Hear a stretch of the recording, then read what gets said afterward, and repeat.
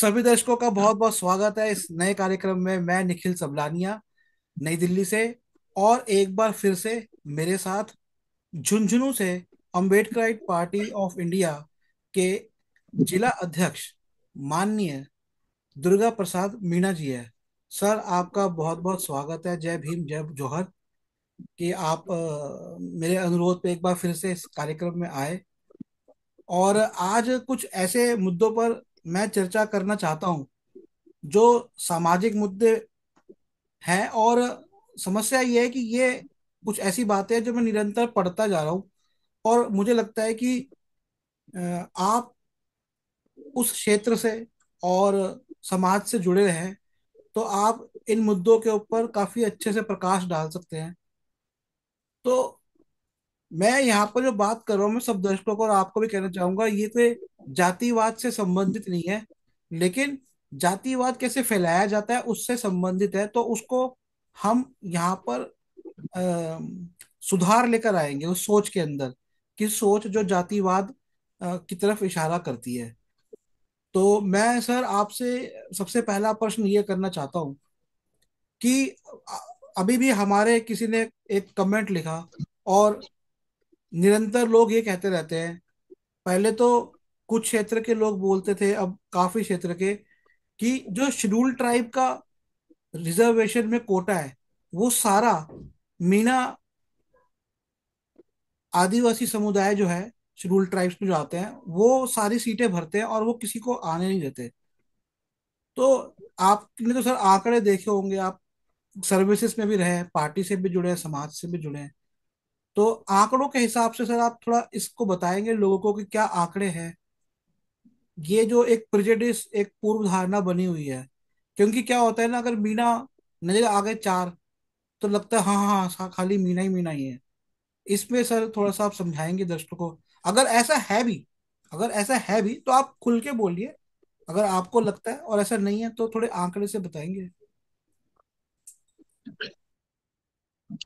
सबसे पहले तो मैं निखिल जी आपको और आपके चैनल को सभी को जय भीम जय जोहार बोलता हूँ।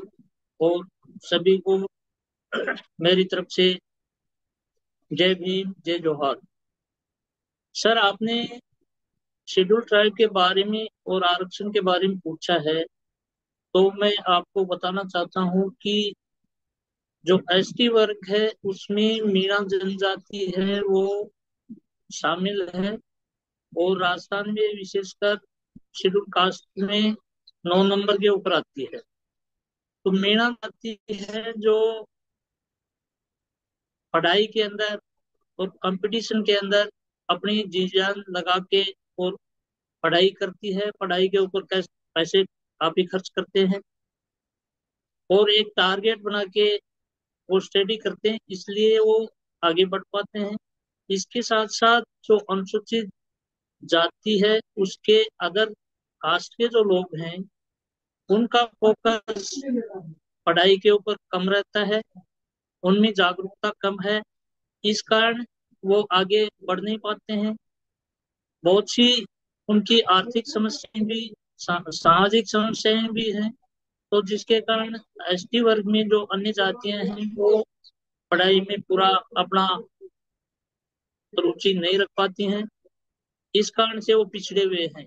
बाकी अन्य कास्टें जो जनजाति में आती हैं, जिनमें वो जो लोग पढ़ाई करते हैं वो सब आगे बढ़ रहे हैं।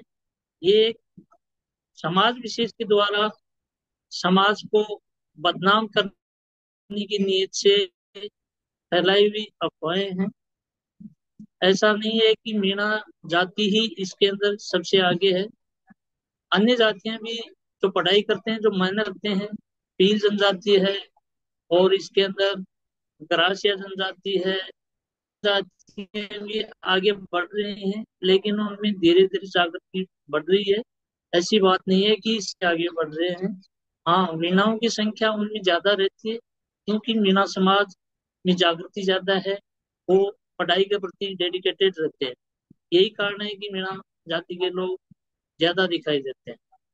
जी। तो मेरे को अच्छा लगा कि आपने एक बात स्पष्ट करी कि वे पढ़ाई की तरफ ज्यादा ध्यान देते हैं। अच्छा, जो पारंपरिक काम थे वे क्या थे? क्या उन कामों में अब रोजगार सीमित हो गया है मीना जाति के लोगों के लिए?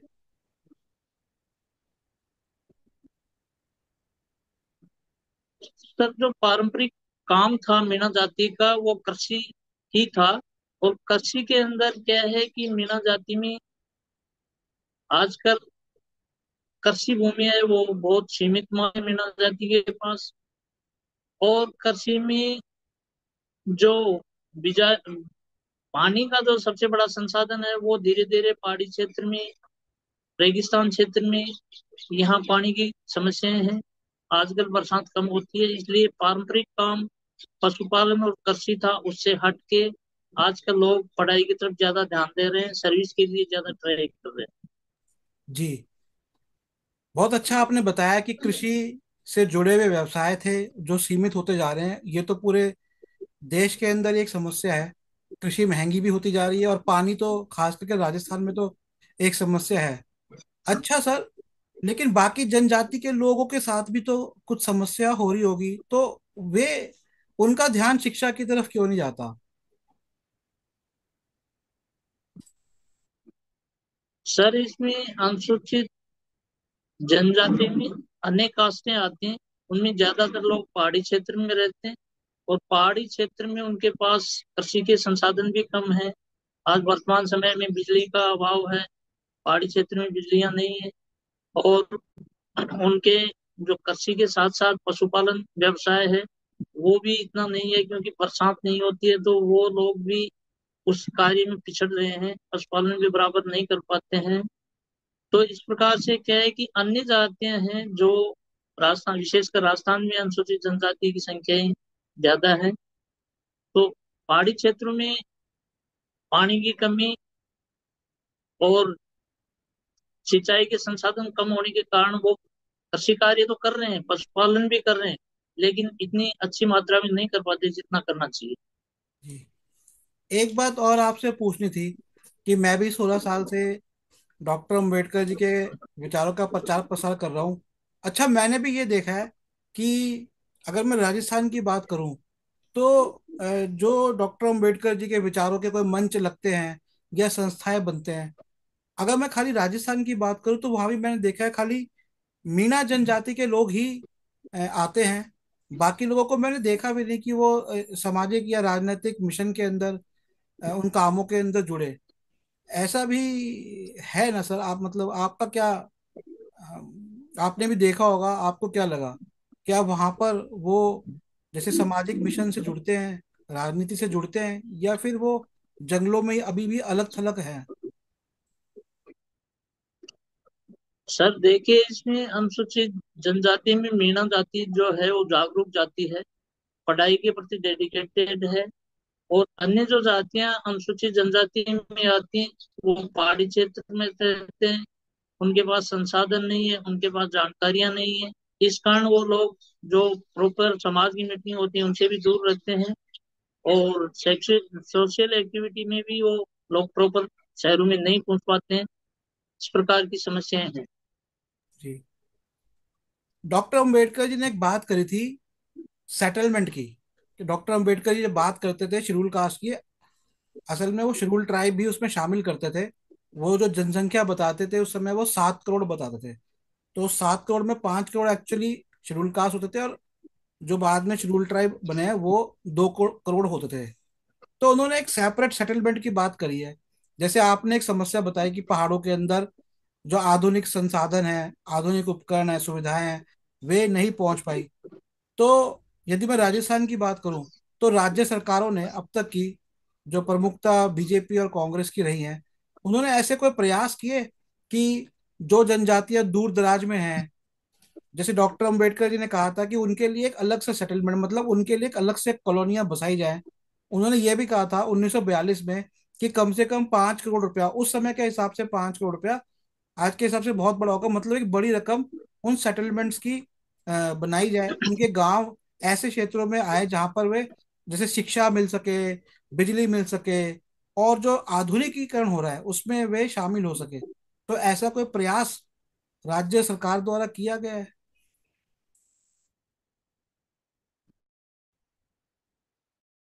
सर, केंद्र सरकार द्वारा अनुसूचित जाति जनजाति के लिए बजट का हेड बनाया गया है। उस टाइम बाबा साहब ने जब संविधान लिखा तब भारतीय जनसंख्या 30-35 करोड़ के आसपास थी। तो उसमें उन्होंने उसका कैलकुलेशन के हिसाब से 5 करोड़ जनसंख्या बताई थी। लेकिन आज 2025 के अंदर एसटी ट्राइबल की जनसंख्या, कुल जनसंख्या की लगभग 17 या 18% के आसपास है। वहाँ एससी की जनसंख्या भी 22-23% है।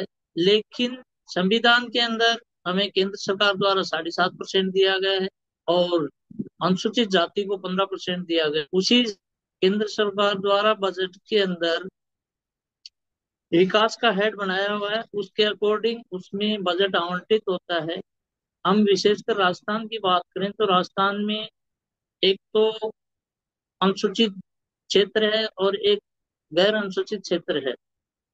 जहाँ अनुसूचित क्षेत्र है उसमें 10-12 डिस्ट्रिक्ट आते हैं।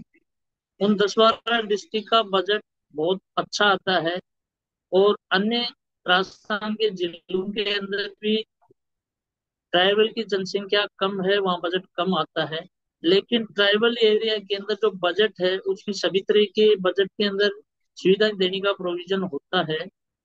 लेकिन वहाँ प्रशासन और उस क्षेत्र के लोकल नेता, विधायक हो चाहे एमपी हो, वो सब उस बजट का बहुत सारा हिस्सा भ्रष्टाचार के भेंट चढ़ा देते हैं और प्रॉपर उन क्षेत्र के लोगों को वो सुविधाएं नहीं मिल पा रही आज भी, जो उनको बहुत पहले मिल जानी चाहिए थी। जैसे लाइट का है तो रोशनी की व्यवस्था करना सरकार का काम है और उसमें बजट भी आवंटित होता है, शिक्षा के लिए आवंटित होता है, स्वास्थ्य के लिए आवंटित होता है। लेकिन वो पूरा पैसा उस क्षेत्र में खर्च ही नहीं किया जाता है, चाहे सरकार बीजेपी की हो चाहे सरकार कांग्रेस की हो। दोनों ही सरकारों में भ्रष्टाचार भयंकर रूप से विकसित है और इसमें सबसे ज्यादा सहयोग हमारे उन क्षेत्रों के विधायकों का और सांसदों का रहता है। वो भी उस भ्रष्टाचार में शामिल रहते हैं, इसलिए उन क्षेत्रों का विकास नहीं हो पा अब जो आपने भ्रष्टाचार की बात करी है, अब ये तो कई सालों से सब यही कहते हैं कि भ्रष्टाचार नहीं हो रहा है।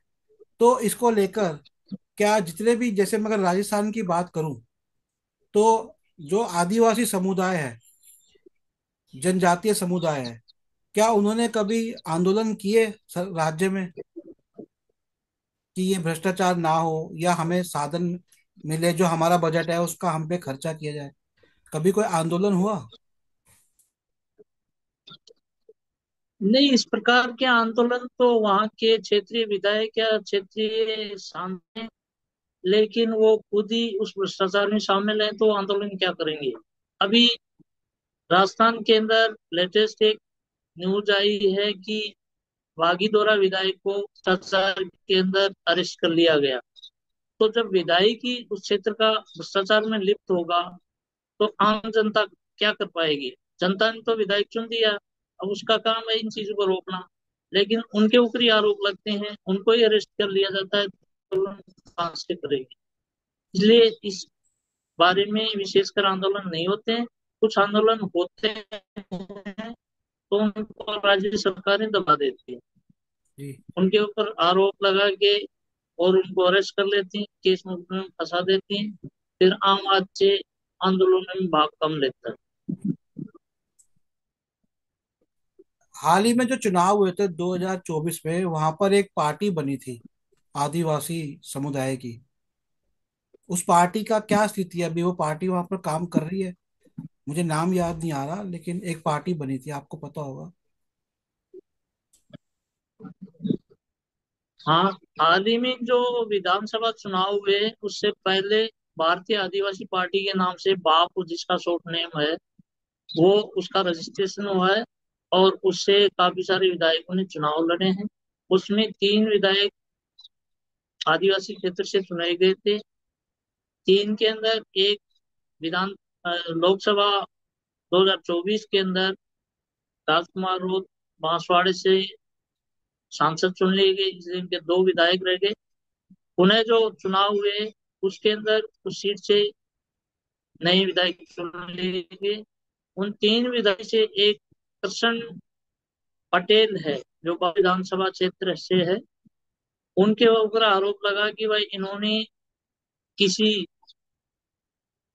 माइंस वाले से रिश्वत के रूप में पैसे प्राप्त किए हैं। तो इस तरह का एलिगेशन लगा के उस विधायक को अरेस्ट कर लिया गया। न उसके पास से कोई राशि बरामद हुई है, न उनको रंगे हाथों पकड़ा गया, लेकिन फिर भी उस पार्टी को खत्म करने के लिए भारतीय जनता पार्टी ने उनपे एलिगेशन लगाया है। ये जांच का विषय है। जांच में सही पाए जाते हैं या गलत है ये कार्रवाई, ये तो आगे जांच में ही पता चलेगा। प्रेजेंट टाइम में उनको अरेस्ट करके जेल में डाल दिया गया है। तो इस पार्टी का जो राष्ट्रीय अध्यक्ष है, उनको इतना नॉलेज नहीं है। उनको राष्ट्रीय स्तर पे राष्ट्र के बारे में जो पॉलिसी बनानी चाहिए थी, इस तरह की कोई पॉलिसी उनके पास है नहीं। इसलिए मेरे को लगता है कि इस पार्टी को जल्दी ही भारतीय जनता पार्टी केंद्र की और राज्य सरकार खत्म कर दे, जिस तरह से बीटीपी को खत्म किया था। तो कांग्रेस सपोर्ट में नहीं आई, क्योंकि ये तो शायद कांग्रेस सपोर्टेड पार्टी थी। कांग्रेस नहीं आई विधायक को बचाने के लिए। ये सर आदिवासी क्षेत्र जहाँ होते हैं वहाँ कांग्रेस और बीजेपी उस आदिवासी व्यक्ति को हराने के लिए, जो उनकी पार्टी का समर्थक नहीं है, ऐसे व्यक्तियों को हराने के लिए वहाँ भारतीय जनता पार्टी और कांग्रेस दोनों एक होके और उस व्यक्ति को हरा देते हैं।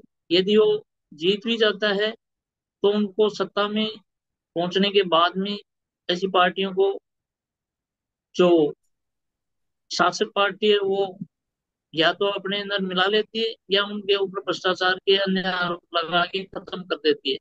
जिस तरह से भारतीय ट्राइबल पार्टी को खत्म किया गया राजस्थान से, गुजरात से, मैं इसी कल तरह से बाप को भी खत्म कर देंगे। मैं कल बात कर रहा था आपकी पार्टी के जो राष्ट्रीय राजस्थान के अध्यक्ष है, डॉक्टर दशरथ हिंगोनिया जी से। उन्होंने भी यही बताया कि कहीं पे कोई पंचायत का चुनाव था, वहां भी यही हुआ कि तीसरे पक्ष को हराने के लिए कांग्रेस और बीजेपी एक हो गई। एक मुझे व्यक्ति मिले थे, वो काफी कमेंट्स लिखते थे इसी बात पे। वे मुस्लिम समुदाय से आते हैं। वे भी यही लिखते थे कि ये कांग्रेस और बीजेपी दोनों एक हो जाती है जब इनका मकसद होता है। लेकिन इन सब के बीच में एक बात यह है कि जैसे लोगों की जो पॉलिटिकल एजुकेशन है, पॉलिटिकल शिक्षा है, राजनीतिक शिक्षा है, सामाजिक शिक्षा है, राजस्थान क्योंकि ब्रिटिश टेरिटरी नहीं रहा, वो राजाओं का वहां पर राज रहा है। तो जो आधुनिकीकरण था, जो आधुनिक सोच थी, वो राजस्थान के अंदर प्रवेश नहीं कर पाई। हालांकि इसका अच्छा परिणाम ये भी है कि वहां से वहां की संस्कृति बची रही, वेशभूषा, संस्कृति और जो पारंपरिक ज्ञान, पारंपरिक उद्योग। लेकिन आज की जरूरत के हिसाब से देखते हुए अ, आपको लगता है कि राजस्थान को उसी रूप में रखना चाहिए या राजस्थान का आधुनिकीकरण होना चाहिए? सर, राजस्थान भारत के अंदर सबसे बड़ा स्टेट में आता है। यहाँ जनसंख्या भी 6.25 करोड़ के आसपास है। भौगोलिक दृष्टि से राजस्थान का क्षेत्रफल काफी बड़ा है। तो हमारे राष्ट्रीय अध्यक्ष डी विजय मानकर सर, जो हमारी पार्टी के राष्ट्रीय अध्यक्ष हैं, उन्होंने भील प्रदेश के नाम से संकल्पना कर रखी है, प्रोविजन बना रखा है। इस भील प्रदेश के अंदर राजस्थान के 10-12 जिले हैं, गुजरात के हैं 24-25 जिले हैं, मध्य प्रदेश के हैं, महाराष्ट्र के हैं। तो यदि हमारी पार्टी के राष्ट्रीय अध्यक्ष डी विजय मानकर सर लोकसभा में पहुंच जाते हैं, तो इस तरह का प्रपोजल रखेंगे कि राजस्थान के टुकड़े होते और इसमें भील प्रदेश का एक नया राज्य बने। और उसमें भील प्रदेश में ये जो क्षेत्र बताया, इसमें मैक्सिमम अनुसूचित जनजाति के लोगों की संख्या ज्यादा है। इनको सरकार में प्रॉपर प्रतिनिधित्व तो नहीं मिल रहा है। इस कारण इसको बढ़ाना जरूरी है। ये तभी संभव होगा जब आम्बेडकर पार्टी ऑफ इंडिया के राष्ट्रीय अध्यक्ष डी विजय मांकल 2029 में पहुंचेंगे। मैं इस एक प्रकार राजस्थान के दो टुकड़े होने की पूरी संभावना। जी मैं आपसे एक सवाल पूछना चाह रहा था। पूछना तो एक और है, लेकिन मैं उससे पहले एक सवाल करना चाहता हूँ कि आज जो परीक्षाएं हो रही है, आपने देखा पीछे जो विभाजन कर दिया गया शेड्यूल कास्ट शेड्यूल ट्राइब के आरक्षण में, तो उसमें जिनको दो कैटेगरीज बनाई गई, तो जो दूसरी कैटेगरी में लोग आते हैं, जो ये उनका कहना मेरे को बहुत अच्छा और तर्क संगत लगा कि जिस समय कई जातियां जो पढ़ने लिखने लग गई और नौकरियों में आ गई, उस समय तो कोई एग्जाम भी नहीं होता था, रिटर्न एग्जाम नहीं होता था। 1938 में डॉक्टर अंबेडकर जी ने एक भाषण दिया था रेलवे की यूनियन को, और 1800 आई थिंक 53 में रेलवे आ गई थी, तो 1853 से लेके 1938 तक रेलवे के अंदर क्लर्क्स तक की बुकिंग के लिए कोई एग्जाम नहीं था। सिर्फ आपको मैट्रिक होना चाहिए था, जो उस समय शायद 9वीं क्लास होती थी, तो 9वीं पास की नौकरी लग जाती थी बिना किसी एग्जाम के। अब आज जो पिछड़ गए आधुनिक शिक्षा में, उनको जाके सीधा कंपटीशन करना पड़ता है जो लोग 75 साल से शिक्षित हो रहे हैं। तो ये भी तो एक अनहेल्दी कंपटीशन है, मतलब एक अस्वस्थ प्रतियोगिता है। वो प्रतियोगिता कर ही नहीं सकते, तो इसलिए जब ये तर्क रखा जाता है कि वे नहीं पढ़ पा रहे किसी भी कारण से, तो आपको नहीं लगता कि एक आंदोलन सभी शेड्यूल ट्राइब और शेड्यूल कास्ट को मिलकर चलाना चाहिए कि जो शेड्यूल ट्राइब के जैसे पहाड़ी क्षेत्र के लोग हैं जो नहीं आ पा रहे, उनके लिए एग्जाम्स हटा दिए जाएं, उनके लिए नौकरियों के लिए परीक्षाएं हटा दी जाएं। क्योंकि डॉक्टर अंबेडकर जी ने भी कहा था मिनिमम क्वालिफिकेशन होनी चाहिए, मतलब जो न्यूनतम शिक्षा हो, कि अगर एक नौकरी पास है, अब एक कलर की नौकरी में कोई अल्बर्ट आइंस्टाइन के फॉर्मूले तो नहीं बनाने पड़ते, या न्यूटन के लॉ तो नहीं बनाने पड़ते।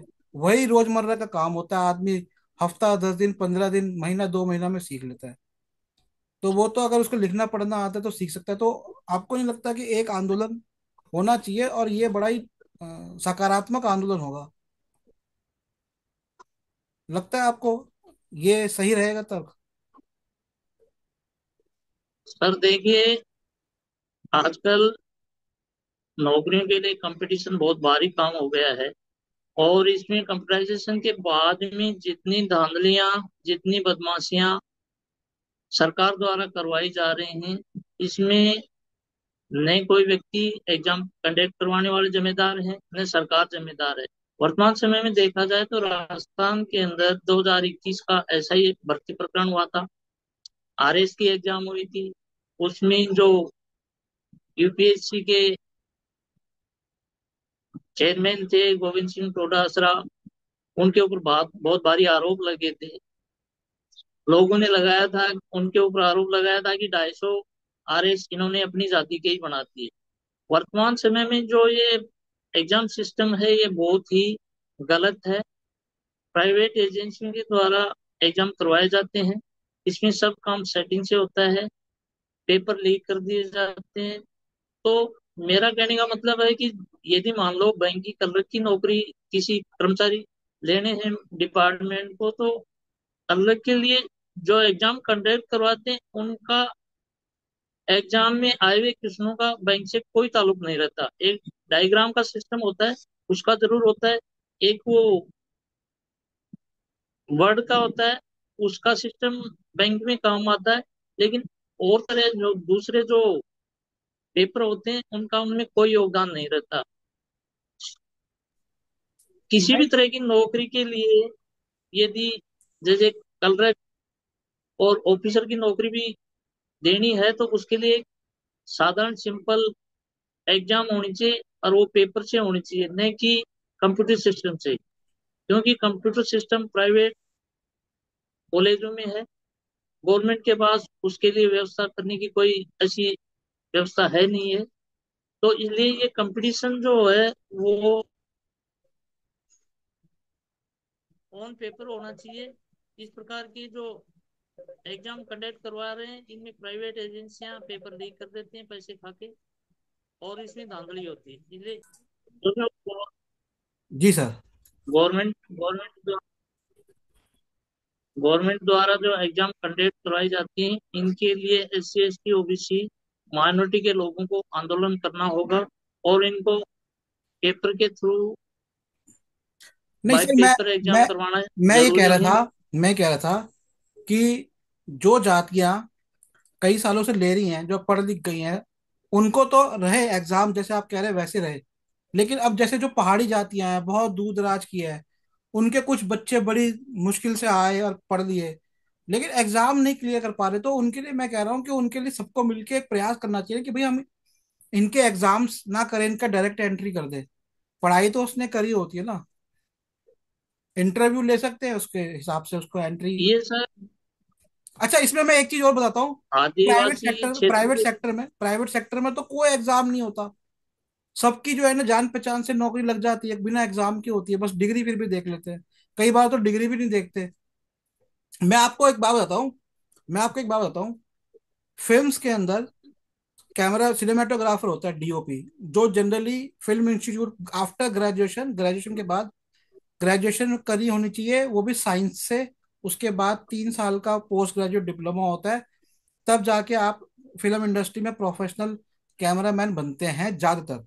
लेकिन ऐसा भी होता है कि जैसे एक सिनेमाटोग्राफर थे, एक कैमरामैन थे, वो सिर्फ ट्रॉली को धक्का लगाने का काम करते थे, और वो इंडिया के लिए दुनिया के टॉप कैमरामैन बन गए। तो वही मैं कह रहा हूँ कि ये अगर समाज, देखिए समाज का अगर एक तबका, फिर ये तो वही बात रह जाएगी ना, फिर ये तो ब्राह्मणवाद हो गया ना, कि एक तबके को आप बिल्कुल ही नहीं आने दे रहे, उनके दूर दराज में रहते हैं, या फिर वो पहाड़ों पे रहते हैं, या साधन नहीं है, बिजली नहीं है, वो किसी भी हालत में नौकरी का कोई भी कंपटीशन में आ ही नहीं सकते। कई जातियां हैं जिनके हमें नाम तक भी नहीं पता, कई जातियां हैं जिनको हम गाली की तरह इस्तेमाल करते हैं, तो वो कैसे आएंगे वो आम धारा से? क्योंकि नौकरियों में आना सिर्फ रोजगार के लिए नहीं है ना। वो लोग आएंगे, बैठेंगे, फिर वो नई नीति निर्माण के अंदर अपनी बात रखेंगे, तभी तो वो अपने लोगों का जो प्रतिनिधित्व है, उनकी समस्याएं हल कर पाएंगे। सरकारी नौकरियों का तो एक ये कारण था, क्योंकि ये तो सरकार का सरकार की प्लानिंग और सरकार की एग्जीक्यूशन के अंदर है। ये सर इसमें किसी भी एग्जाम के लिए न्यूनतम योग्यता जो है वो निर्धारित कर दी गई है, और उसके बाद में जो एग्जाम कंडक्ट करवाते हैं तो ऐसे पहाड़ी क्षेत्र से जिनके पास सुविधाएं नहीं है, वो बच्चे तो कंपटीशन फाइट कर ही नहीं सकते, वो आ भी नहीं सकते आगे। ऐसे बच्चों के लिए उनको विशेष छूट दी जानी चाहिए। जिस तरह से बहुत से रिटायर्ड व्यक्ति को टीचर बनने के लिए उसमें न्यूनतम बहुत ही कम परसेंटेज पे उनका सिलेक्शन होता है, उसी तरह से इन पहाड़ी क्षेत्र के लोगों को भी छूट दी जानी चाहिए। लेकिन ये सरकार क्या है कि सरकार S C S T OBC के लोगों को सर्विस से दूर रखना चाहती है, और इनका ज्यादा से ज्यादा शोषण कैसे नहीं नहीं, हो मैं सरकार पे इसके नहीं लिए जा रहा वो सर, मैं दोनों कह रहा हूँ कि जो बाकी SC ST है उनको भी तो मिलके आंदोलन करना चाहिए ना। सरकार तो चलिए बात की बात है, अगर वो आंदोलन करेंगे तो सरकार को जरूर बाध्य सर होना इसमें पड़ेगा। S C S C OBC को इसके लिए आंदोलन करना चाहिए। जो वंचित लोग हैं उनकी डायरेक्ट भर्ती होनी चाहिए, न्यूनतम योग्यता के आधार पे उनको लिया जाना चाहिए। एग्जाम के हिसाब से तो वो बच्चे नहीं आ सकते। जी, बिल्कुल नहीं आ सकते, और मेरे ख्याल से उनकी पढ़ाई के लिए भी विशेष ध्यान रखना चाहिए। जैसे हॉस्टल्स है, मैं राजस्थान में जी देखता हूँ कि कई कम्युनिटीज हॉस्टल बनाती हैं। इसका मतलब गवर्नमेंट जो है वो हॉस्टल्स भी नहीं बना रही है। नहीं, गवर्नमेंट तो जो जागरूक समाज है वो तो हॉस्टल बनवा देता है, लेकिन जो जागरूक समाज नहीं है वो अपने लिए हॉस्टल भी नहीं बनवा पाता है। वो अपनी जो सरकार द्वारा दी जाने वाली सुविधाएं उनको भी नहीं ले पाता है। तो बजट के पैसे तो आते हैं S C S T OBC, आजकल तो ओबीसी के लिए भी budget head Ambedkar party of India के द्वारा बिल देने पे चालू कर दिया गया। पहले ओबीसी का कोई हेड नहीं था। जी, तो मेरे साथ जी थे ये माननीय दुर्गा प्रसाद मीना जी, जो कि अम्बेडकर पार्टी ऑफ इंडिया के झुंझुनू के जिला अध्यक्ष हैं। सर, इन मुद्दों पे जो आपने अपने विचार बताए, अच्छे लगे, और उम्मीद है कि इन विचारों पे लोग काम करेंगे। जो वंचित समाज है, अनुसूचित जनजाति का, पहाड़ी क्षेत्र का, उनके लिए शिक्षा और नई नौकरियां, जो सरकार में नौकरियां हैं, उसके रास्ते सरल होंगे, ताकि वे भी केंद्र में बैठ के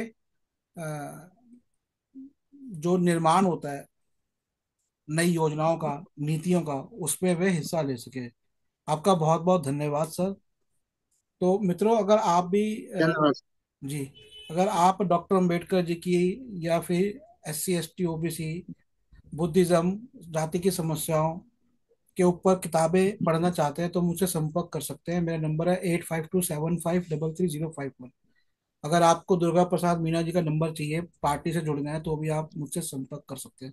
मेरा एक और नंबर है 8851188170। और वेबसाइट है हमारी पुस्तकों की NSPmart.com। धन्यवाद सर। जय भीम, जय भारत, जय जोहार। जय भीम, जय जोहार। जय जोहार।